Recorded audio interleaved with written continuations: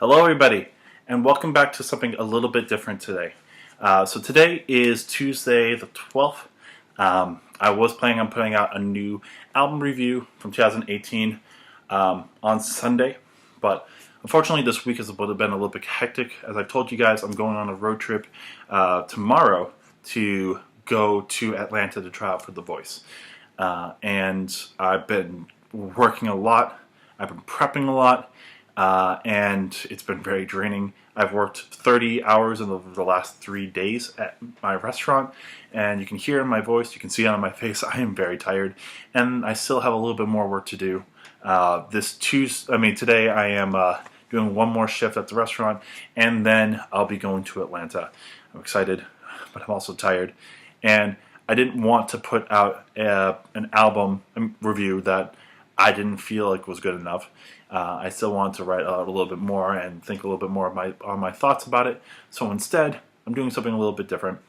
Like I said in another video, this coming week I'm going to be doing 3 songs from 3 of my favorite albums of 2018. So I thought it was a good time while I'm on a break to talk about my 10 favorite albums of the year so far. So this isn't going to be in any particular order, only chronological, just so that I can go through easily through the list.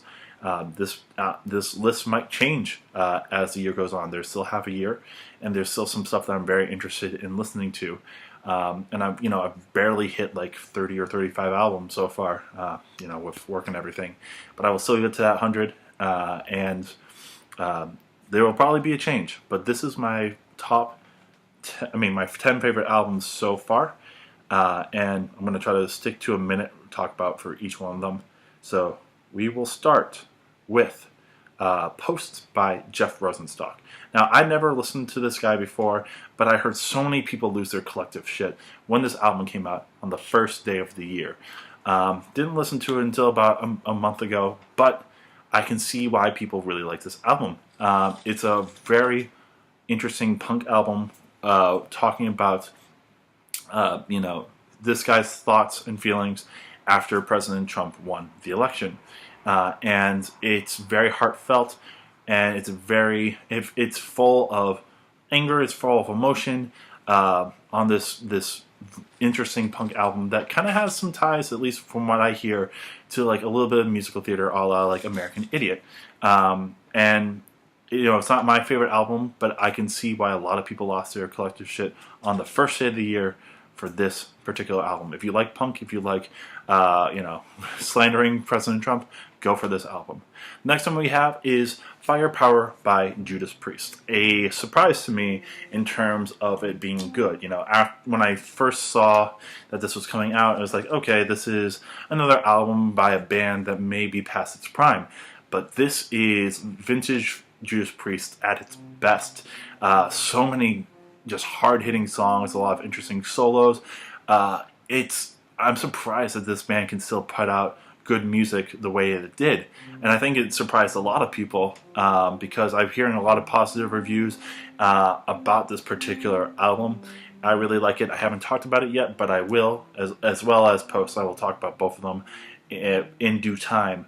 But if you love vintage metal, if you love Judas Priest, if you love Rob Halford, all that, check out this album. It's a little bit long, but it's really good. Then we have Myles Kennedy's Year of the Tiger. I talked about this one in length. I love the approach of this album. I love the concept. It's near and dear to my heart.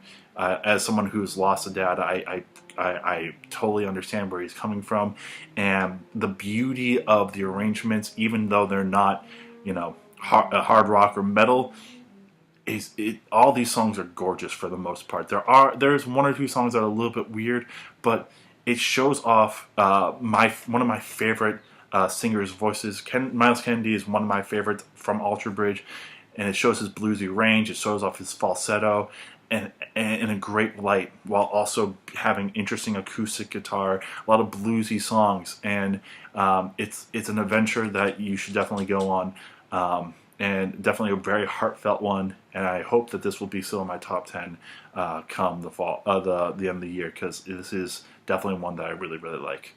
The next one that we have is Stone Temple Pilots by Stone Temple Pilots. This is not a completely overhauled sound. This is they found someone that works so well for this band that captures what Scott Weiland did in the 90s. Even if the sound has changed to more glamish rock and a little bit more alt rock, this still works so well because his voice isn't different. They don't have to try to meld them to his voice, and instead it gives everybody else, the DeLeo brothers and everybody else, a time to do more experimentation. And there's some nice, beautiful songs with interesting chord progressions, very jazzy. The bass lines are still great. There's a lot of interesting meters, and everything just flows very well. It's not, it doesn't replace the first 3 albums, but it's right after that in terms of how good it is. Check it out if you love Stone Temple Pilots. It's not bad at all. Next we have The Family Crest, The War, Act 1. I have talked about this one in length, about a half an hour. If you haven't checked it out, do so now. If you love beautiful music, if you love interesting music, if you love indie orchestral rock, you're going to love this album. The lead singer, his voice is incredible, jazzy. One of my new favorite singers, one of my new favorite bands, which I literally just found out because of they were an opening act to one of my favorite bands. Each song is full of interesting ideas, interesting concepts. You can tell that they all went to music school because you'll just be listening to something and then this chord progression happens that might take you off guard, or there's a change in the length of a certain song or a certain meter. All of it's so interesting, and all the songs are beautiful and heartfelt. The lyrics are great. Check this out. This band deserves attention. The next one that we have is Breaking Benjamin, Ember. Did not think I was going to put this in my top 10. I thought it was just going to be another Breaking Benjamin album. But after listening to what I've listened to so far this year, and keep listening to this particular album, it's a highlight, honestly. It's much better than their previous album. This band has now melded together much better. Ben Burley's voice is much stronger, and you can hear it. And that gives the band a lot more room to be stronger and harder and hit harder than they ever have. Songs like Torn in Two, songs like Feed the Wolf, even a ballad on this album that is beautiful, The Dark of You, song that I want to eventually cover, maybe as an a cappella song. We'll see. But very solid album that may not hit my top 10 at the end of the year, but it deserves it right now. It's one of the strongest albums this year, and I know it's a Breaking Benjamin CD, but check it out. Next one that we have is Perfect Circles, Eat the Elephant. Interesting concept. Surprise album to come back after 14 years. It doesn't have the same A Perfect Circle sound, though sometimes it does. It's a little bit more beautiful. It's a little bit more sophisticated in terms of sound. There's a lot of songs that meld 2 different styles together, like The Doomed and Disillusioned. There's a fun song in Song and Thanks for All the Fish that is very poppy, but an interesting song. I love the concept of like, we have to dig deep into all these problems to save this planet, or we're not going to win. An interesting album to come out 14 years after their previous album. It doesn't hit the highs of Black Messiah, but it's pretty dang close. If you love A Perfect Circle, if you like alt rock, this isn't going to... It might be a little bit different to you, but it's not going to disappoint. The next one that we have is Lake Street Dives, Free Yourself Up. Again, wasn't exactly sure that this was going to make my top 10, but after keep listening to it, it has a lot of very solid songs. This is the most different, most eclectic sound that they've had, where you got songs that are bluesy like Red Light Kisses. You got a lot of funky songs like Dude, which is awesome, or Baby Don't Leave Me Alone With My Thoughts. But you also have some very somber and simple songs that are hard hitting, like I Can Change or Could Have Done Better. Beautiful songs that show off Rachel Price's range as a singer and a songwriter. This might not be as good as Side Pony, but it is the most diverse. If you want to get into Lake Street Dive and you haven't done so already, this is honestly the perfect time to do so. It was a surprise album. I did not know it was coming out, and I'm so glad that I listened to it. Next, we have Father John Misty's God's Favorite Customer. I haven't talked about this. I'm definitely going to talk about this. I really, really like this album. You know how much I loved his previous album last year, Pure Comedy. It was number 4 on my list for albums last year, and it deserved it. And if it was only for one song, it might have made number 1. But this one is, if you took that idea and dissected it a little bit better. It's a 38-minute CD compared to the previous one, which was over an hour. Still has some beautiful songs, heartfelt ones that show off what Father John Misty is doing, thinking. Lyrics are poignant.